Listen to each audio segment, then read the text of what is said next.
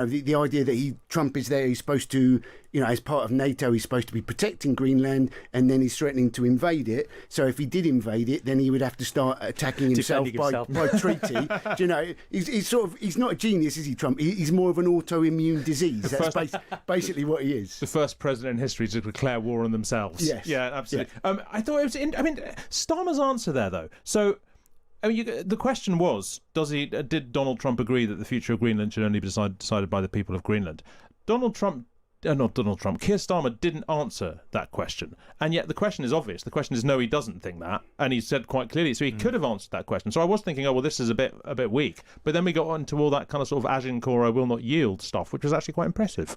Well, yeah, I would love them to occasionally just do that sort of, three-word answer and sit down going, this is a stupid question, you're wasting everybody's time sort of thing, You've used up one of your six. Because, we talk, they're always having a go at civil servants, aren't they? And, saying that they don't achieve anything. And then, half the time with PMQs, they've achieved absolutely nothing as well. So, if they can point out that the time is better spent doing other things, that'd be great. I suspect the point of this question, by the way, is, what point did he agree with your position? Well, he didn't. And then she will sketch out all of the other things Donald Trump disagrees with Keir Starmer on and ask what their point of Keir Starmer cozying up to Donald Trump or making so much of his relationship with the president is. I suspect I might be proven wrong. So as ever, Patrick, you've suggested a far more efficient and coherent strategy than the one we're about to see. Look, just to remind you, we are live on the Times Politics YouTube channel. I know this has changed a bit lately with this. The Times Politics YouTube channel, you will find us there.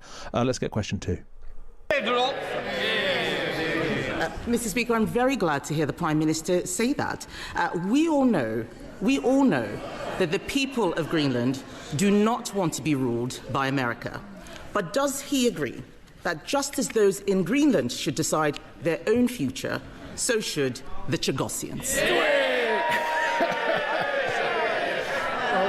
Mr. Speaker, I've made out my position on Greenland absolutely clear on Monday and a moment ago. President Trump deployed words on Chagos yesterday that were different to his previous words of welcome and support when I met him in the White House.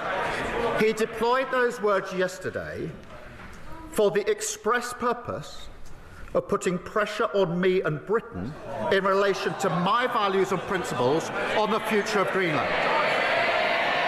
Mr. Speaker, he wants me to yield on my position, and I'm not going to do so. Given that that was his express purpose, I'm surprised the Leader of the Opposition has jumped on the bandwagon. I had understood her position. Mr. Speaker, I had understood her position to be that she supported the government's position on the future of Greenland. Now she appears to support words by President Trump to undermine the government's position on the future of Greenland. She's chosen naked opportunism over the national interest.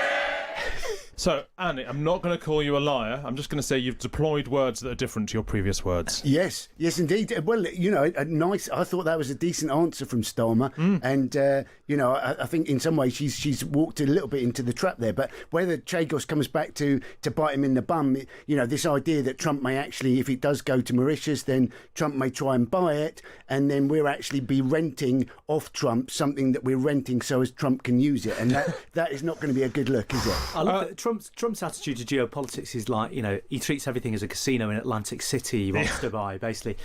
Yeah, I agree with you. But I agree with you, Andy. I think that was a very strong answer from Keir Starmer. I think that is the most critical of Donald Trump he has ever been in any context. I think that's right, because he basically said he deployed words that are different to. He basically called him a liar. So deployed words that are different to his previous words for the express purpose of putting pressure on me. And the message to Kemi Badenoch is: look, you are rowing in behind someone who is trying to undermine me on an issue you have said you agree with me on, right? Kemi Badenoch, Nigel Farage, everybody said actually Keir Starmer's right about Greenland. We all agree about Greenland. So he's basically saying you're siding with the US on Greenland by backing him on Chagos. So I'll be interested to see how she responds but to also that. in terms of, like, you know, Trump is supposed to respect those people who actually stand up to him. That's what he expects in a negotiation. And, you know, with this talk of you shouldn't take Trump at face value, but you should take him at face value because that's often all you get. And if you do take him at face value, that face often has a value of around pH 3 on the acid-alkali colour spectrum. Quite. He's a big fan of the word yield. I wonder if they've focus grouped that. There's something interesting about his wording I want to get into, Patrick, that she keeps saying the people of Greenland. He keeps saying the people of Greenland and the Kingdom of Denmark. Now, the reason he says that is because the people of Greenland might want independence, but they're not necessarily going to get it because Denmark isn't necessarily going to entirely give it to them. So actually, if everyone was being entirely honest, there's a great parallel here with the Chagosians, which is these people might want autonomy, but they're not going to get it. Yeah, no, exactly. And that is the difference. Well, it's always possible to overanalyze what Trump says, but if you were crediting Trump with possibly a bit more of an in-depth understanding of British and Danish overseas territories than he actually has, you might say that's the distinction he's trying to winkle out. But that's only the distinction that he realised a year having agreed the Chagos deal or whatever, Chagos Islands deal, that he's worked out that it actually affects him on Greenland. So a year later he's changed his position. Or it's possible he doesn't that closely read everything that comes across his desk, Andy. I don't know, it's just possible. I'm just floating that. Let's get question 3. Mr. Speaker, we'll note that when I asked him what the President told him, he couldn't tell us. Now he expects us to believe he knows what's going on in President Trump's mind. Let me remind him. His Deputy Prime Minister, then Foreign Secretary, used to say that if President Trump didn't like the deal, it wouldn't go ahead. And let's look at what President Trump actually said. The Chagos deal is an act of great stupidity and a sign of total weakness. We didn't need President Trump to tell us that. We've been saying this for 12 months. And let's remind the Prime Minister, President Trump thought that we were doing this, that the Prime Minister is doing this for money. The Prime Minister is giving away territory we own and paying £35 billion for the privilege. Why doesn't he just scrap this terrible deal and put the money into our armed forces? The words from President Trump were expressly intended to put pressure on me to yield on my principle. What he said about Chagos was literally in the same sentence as what he said about Greenland. That was his purpose. And the future of Greenland is a binary issue that is splitting the world at the moment with material consequences. I've been clear and consistent in my position on the future of Greenland. The future is for Greenland and the Kingdom of Denmark alone. The leader of the opposition has taken 3 positions in 10 days. 10 days ago, she said Greenland was, in her words, a second-order issue. 4 days ago, she said she supported our position on Greenland. Now she's backing arguments intended to undermine our position, Britain's position on Greenland. This is an important national moment, and yet again, the leader of the opposition has shown she is incapable of rising to it. Patrick, you can hear the lawyer there, and in a good way. He's being very forensic about what she's saying, and he's right, because she's not in a good position, because it's not clear what she thinks. She's attacking him from a position of agreeing with him a bit about some stuff. Yes, exactly. And that is the difficulty for parties for both the Tories and Reform, I think, because they instinctively, every time Donald Trump has a pop at the Prime Minister, every time the Republicans or JD Vance or whoever criticises matters of UK domestic policy or UK foreign policy, they instinctively think their political interests are served by agreeing with him. But I think you're seeing now, in that response from Keir Starmer, the fact that it's not anywhere near as straightforward as that. And actually, you know, I don't know whether, if the flag bearer is Keir Starmer, people are still inclined to rally around the flag, but I think it's always dangerous to put yourself on the other side of an international round involving your own country. But also, once Trump has changed his position 12 months later on, to then take Trump's second position as your position when the British public are not a fan of Trump, when this is the man who's just said, I should be getting the Nobel Peace Prize because I've, stopped 8 wars plus, and then, that's on the plus part of the ledger. The minus part is that he's probably started 7 of them, so, it's like the British public aren't on Trump's side, and to take his position seems like a foolish move. Well, also, there's a problem with her position as well, because contained in her question, because she started off by saying Donald Trump is right about Chagos, and then went on to explain why he was wrong about Chagos, because he thought we were paying for it. Because he thought we were being paid for it. He thought we were selling it. Yeah. And then she had to, and so basically saying he's absolutely right, even though he's wrong in the detail because it's worse than that. I don't know. It's just very odd. Patrick, is this going to again? Because like you almost get sort of immunised to it the second time around. But that was maybe that second question. That was maybe the second most harsh I've ever heard Keir Starmer be about Donald Trump. And you wonder if this is going to go somewhere. Well, look, I think there will be people in number 10 at Cabinet last week. Or the week before last, Cabinet Ministers were told, let's follow the example of the Canadians and the Australians in reviving our own party of the left. And Mark Carney at Davos yesterday obviously gave a pretty vivid example of how he's doing things differently. So I do wonder whether that was watched by key people in number 10. They thought, look, now is, and Keir Starmer said, he used a phrase there, national moment. It's a big moment for the country, right? It's basically saying, and he was talking earlier about how it split the world down the middle. And having on Monday, he got up and gave that slightly odd speech in Downing Street where he basically said, my approach is to stay as close as possible to Donald Trump, and I disagree with him, but don't expect me to do anything. Here's some tumbleweed. I think he's seeing that the events are moving quite quickly. Is it just finally before we get the next question, and Patrick, I'll ask you this as well. Andy, do weigh in if you know. Is there any prospect of the Chagos deal being scrapped? Because Darren Jones the other day was saying this is done, this is signed, this is an international agreement, we've signed it. I'm going to come in. Please. I reckon it's going to the House of Lords, and they're possibly going to chuck it back to the House of Commons. So there is a chance, I think, that the House of Lords could scupper it for at least the time being. I think you're right on the parliamentary process, certainly. And what's interesting is the treaty's been signed but not ratified. And you just sort of think if the international pressure becomes unbearable, as every US person, including Scott Bessent, the Treasury Secretary at Davos today, was basically sounding even more critical than Trump, right? So that US pressure is going to be really, really aggressive, I think, going forward. And it's a big test of Starmer, I'm not going to yield. Is he going to yield? I don't know. Like, if we take him at face value today, he's going to grit his teeth and give that territory to Mauritius. Is it fair to Keir Starmer? He had stood up to Trump before. He stood up about the freedom of speech issue, didn't he? About false stories in the press when he was Ukraine as well. Yeah, no, that's true. Well, so some of your comments.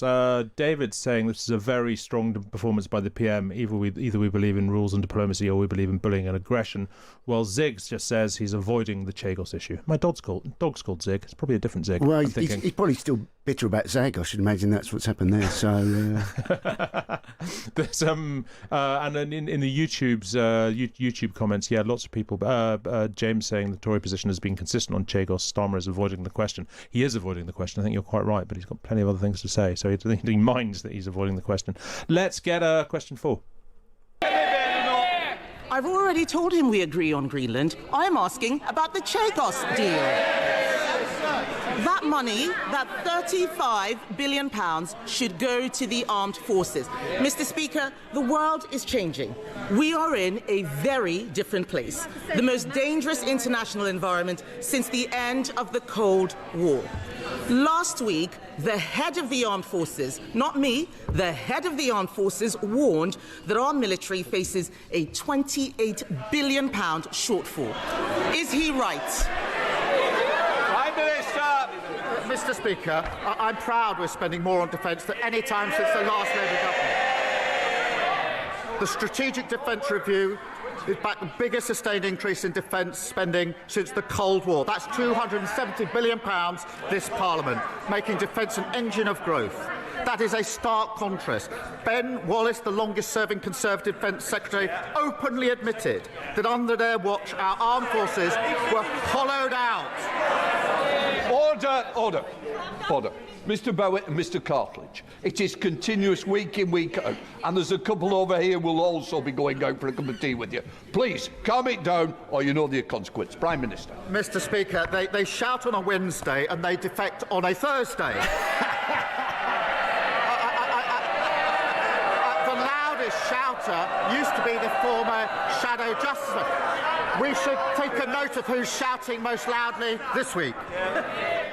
I mean, cheap but effective, I would say. Look, I was actually wondering that. I was about to say, I made a mental note to say, you know what, he's not mentioned Reform or Robert Jenrick, and that's a measure of the seriousness and a measure of the serious image he's trying to project. And but also, he's had a bit of a 1-2 there, hasn't he? He's been managed to be serious, and then he's come in with the uppercut or whatever it was.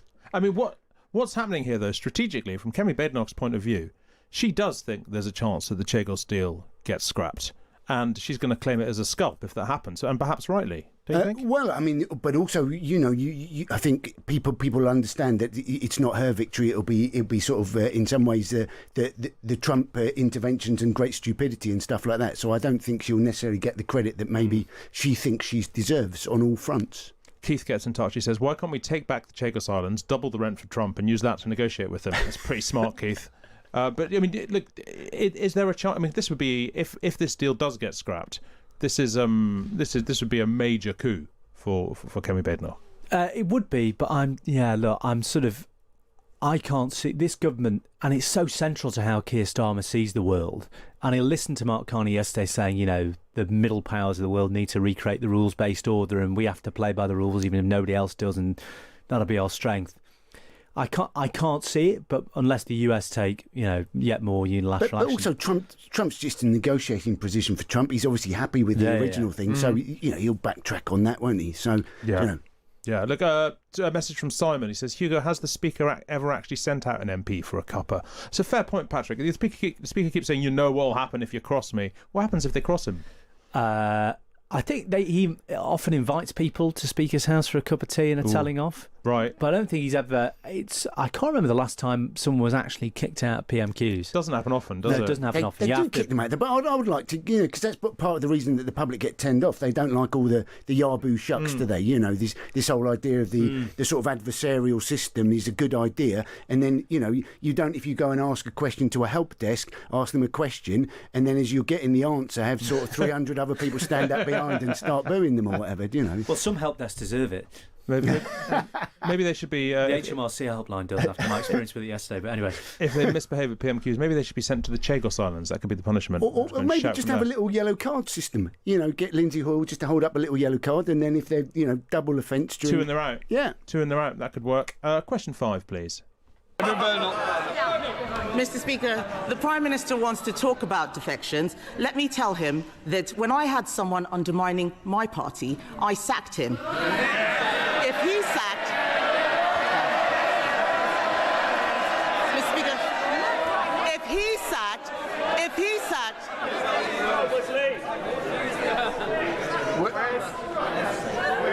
We're going to get through this Prime Minister's questions. I want to hear the Leader of the Opposition, and I want to hear the Prime Minister. Those who don't may leave the chamber. Kemi Badenoch. Mr. Speaker, we all know that if he sacked everyone undermining his party, his front bench would be empty. But these questions I'm asking, jokes aside, these questions are about our national interest. We support our armed forces in every possible way. Later today, my party will vote to protect our veterans from unfair prosecution. He is ordering his MPs to vote against them. In our national interest, and for the sake of all the brave people in the armed forces, past, present and future, will the Prime Minister do the right thing and vote in support of our veterans, not against them? Mr. Speaker, she's claiming strength. She read the guy's defection letter and then at that point decided to sack him. What was she going to do? Correct the typos and give it back to him?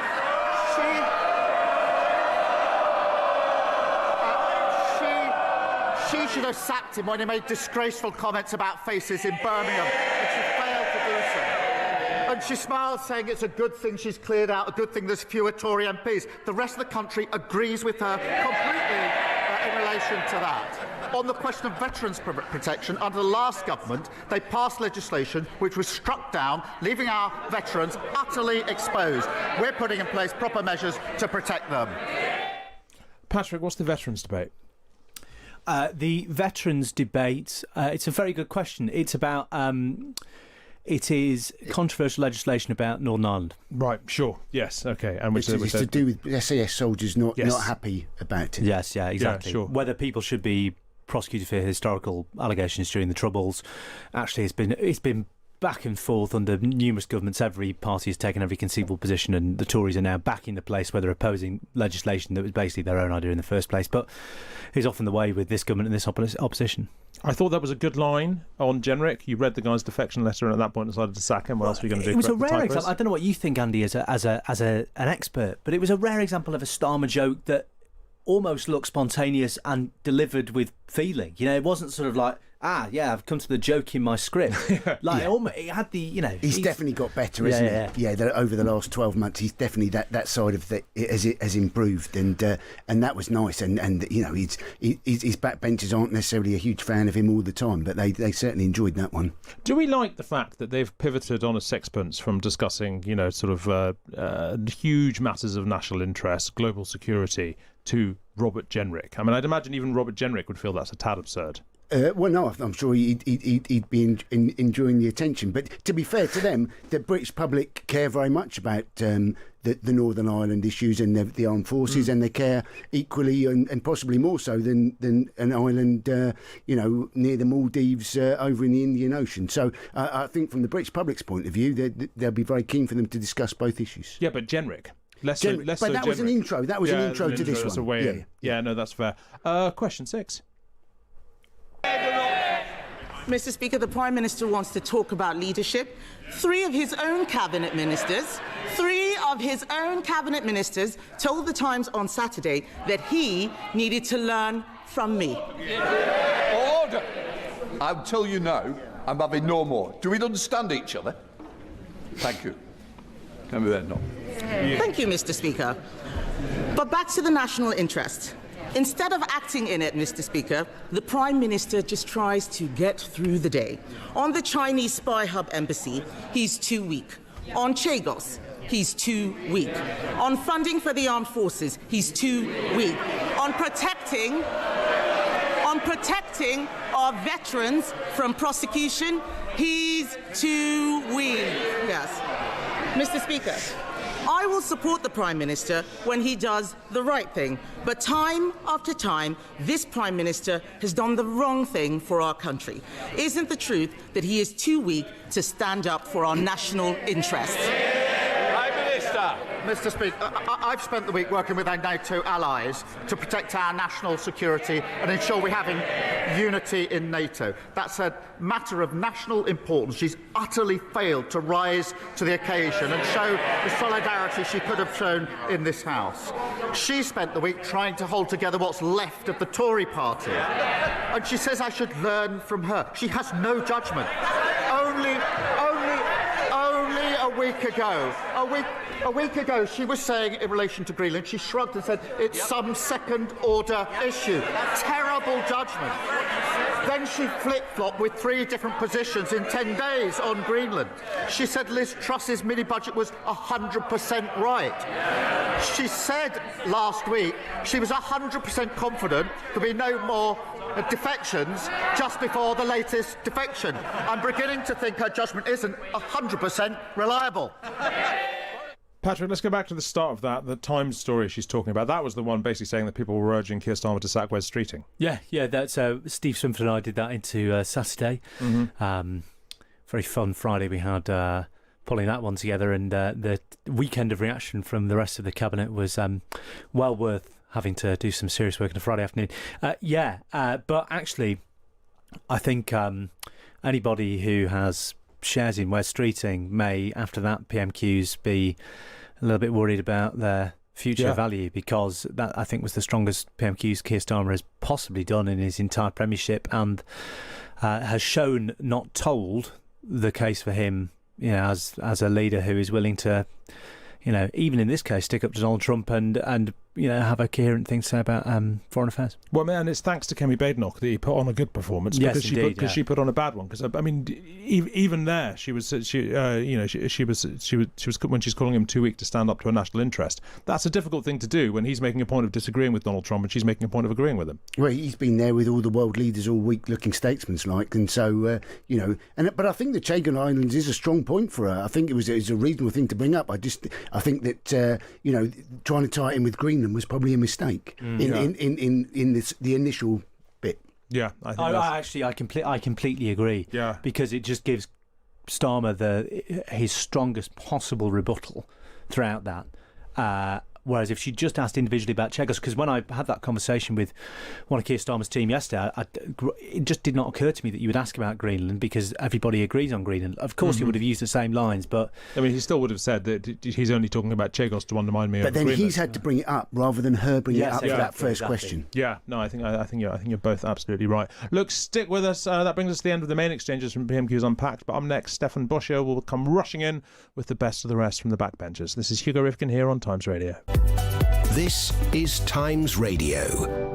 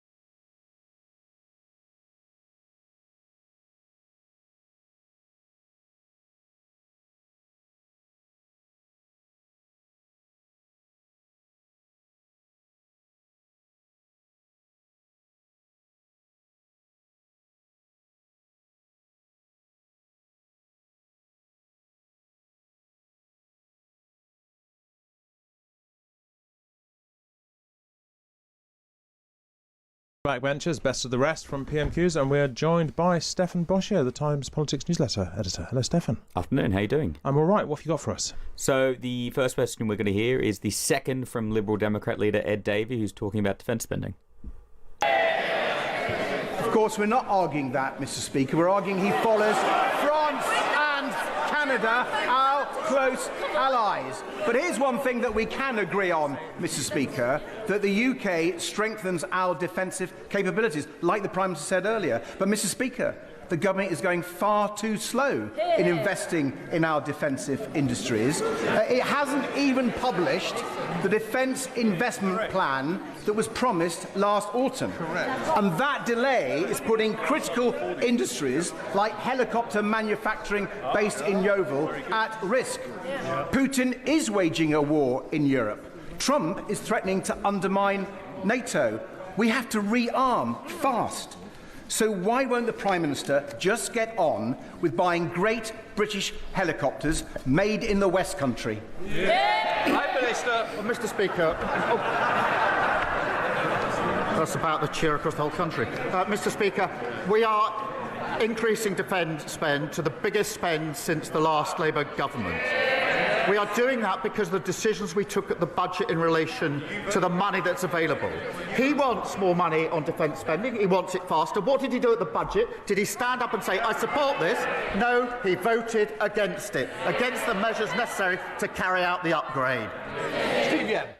Stefan, what do you make of all that? Well, I think there's 2 points. I mean, firstly, it's really interesting to see Davey so openly go after a sort of liberal patriotism line. I mean, he really made this the key point of his party conference last year, and he clearly sees that there is something in it. You know, so many of the seats that the Lib Dems won last year, or 2024, sorry, at the election were Middle England, home counties, Tory seats, and so he clearly feels they need to hold on to them. So hence you get lines about, you know, great British helicopters made in the West Country. But the second thing is, I think it's a really important point in the fact that there is a growing gulf between, you know, Starmer's rhetoric about how unstable the world is, and also, you know, our commitments to defence spending. And when you do have military chiefs saying that there's a nearly £30 billion shortfall in how much we're spending over the next couple of years to keep us safe, I think there's a real problem for Starmer, and I think he's going to at some point have to come back and, you know, pledge more money. Yeah, Patrick, I mean, I know there's a tradition of patriotic liberalism, as Stefan was saying, but thinking in the past, when I've done kind of vox pops with Lib Dem voters, they don't tend to come across as the sort of people who are going to be first and foremost motivated by giving more money to the arms industry. Well, look, I think the key word there might be in the past, because what is a Lib Dem voter now? What's Davy's vision of a Lib Dem voter? It is a slightly woke, wealthy Tory who lives somewhere in the south of England.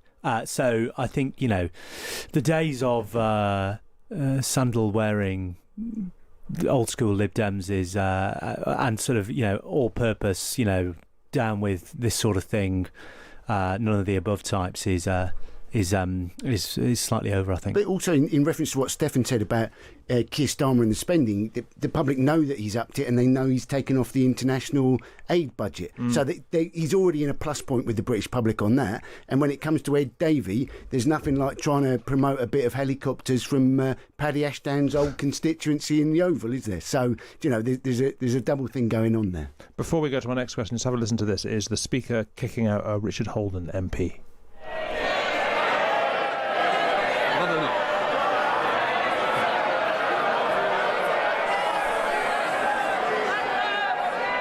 Prime Minister. This happened after I got up. Well, so we were talking before about whether he actually kicks people out. There he is kicking him out. Stefan, do you know why that happened? I didn't, because I was literally walking to the studio as it happened. Straight red card. That's what he's got. Straight red. I'm told it was Rick Holden, the Tory MP, the new, not the new, sorry, but the Shadow Transport Secretary. And usually it's something, you know, usually when someone's kicked out, it's because they won't back down on a comment that they made that's unparliamentary language if they refuse to withdraw it. So I'm guessing it was that. But, you know, frankly, I came in and it was being said. So I think Lindsay Hall just didn't fancy having a cup of tea with him and thought he'd just kick him out straight away. Well, we'll find out precisely why he was kicked out, but that was the sound of him being kicked out. Stefan, we're going to chop your next question off at the knees, because apparently there's been one from Robert Jenrick since you walked in here. So we're going to listen to that.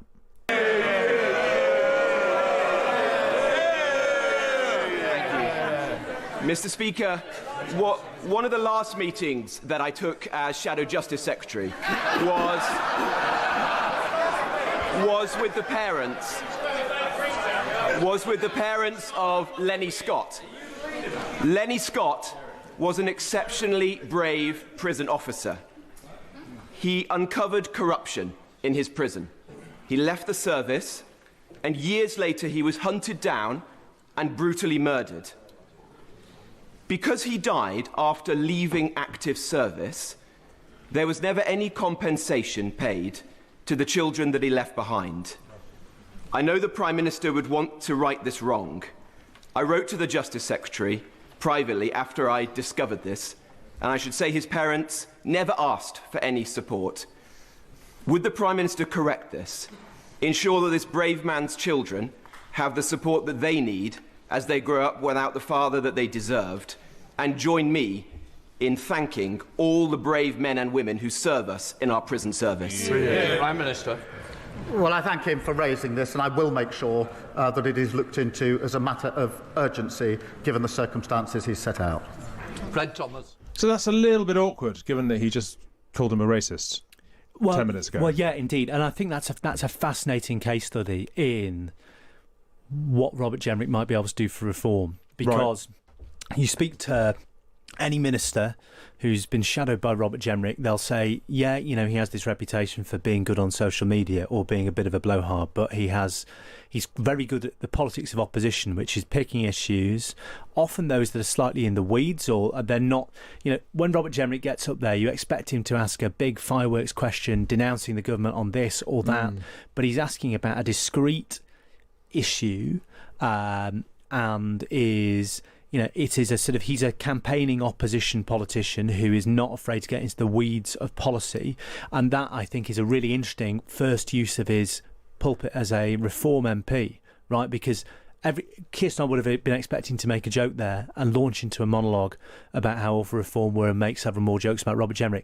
Robert Jenrick didn't give him the opportunity to do that, and also it's a markedly more serious question you expect from a Reform MP, right? Yeah, for sure. Remember when Sarah Pochian asked her first question to a Reform MP? It was about ban the burqa, Will you ban the burqa? It's not Robert Jenrick saying, here's something I've seen on Even the people X. next to her on the Reform side were sort of shaking their heads at. Yeah, indeed. What did you make of that, Stefan?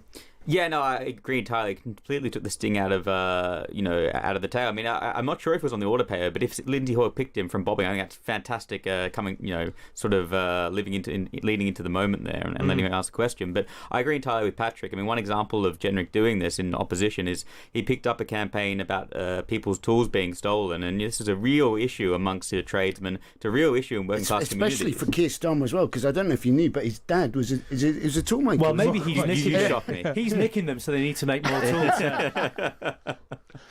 Stefan, you've got another question for us. I do, and it is the question from the Green Party MP Ellie Chound. Thank you, Mr. Speaker. For decades, our rivers, lakes and seas have paid the price of a failing system, so the Water White Paper is a welcome first step in beginning to set things right. But there's a glaring gap. Agricultural pollution contributes 40% of the pollution in our waterways, but merits only one single page in this white paper. Can the PM tell me why on earth this is the case, and when he will start working with farmers to support river-friendly farming practices and treat agricultural pollution as seriously as sewage pollution? We inherited a real mess on water, and we're taking the most effective and far-reaching measures to deal with it. But I have to say, as someone who stood to lead her party, I wonder what she makes of how her leader is responding to this global uncertainty. Because what he's saying is this is the time, this is the moment to withdraw from NATO. This is the time to kick the US out of our military bases. This is the time to negotiate, hear this, with Putin to give up our nuclear deterrent. I'm sure Putin will be very quick on the line for that one. It's as reckless and irresponsible as their plan to legalise heroin and crack cocaine. That's the Green Party now. High on drugs, soft on Putin. I love the shouting of "what" in the background from people who've just not been reading the news at all. He must have had that up his sleeve. It wasn't even a planted question because it came from a Green. Yeah, quite. I mean, quite the effort to pivot onto his talking point, to go from waterways to heroin, crack cocaine, Putin. Obviously they think that the Green Party is a threat, and that's why they're doing this. But I mostly highlight it for that line at the end, which I think we'll hear more of: soft on drugs, hard on Putin. Yeah. Sorry, other way around. Whatever. Hard on soft Putin, soft on hard drugs. No, Starmer, you may well get it your way around. So, you feel bad for him, Andy. I mean, one moment you're doing Greenland, you're doing global geopolitics. All of a sudden, you're having to talk about sewage and rivers. Oh, but he's got his magic book, isn't he? He's got his magic book with all the little post-it notes in it. He knows where he's going. Patrick, how worried is Keir Starmer about the Greens?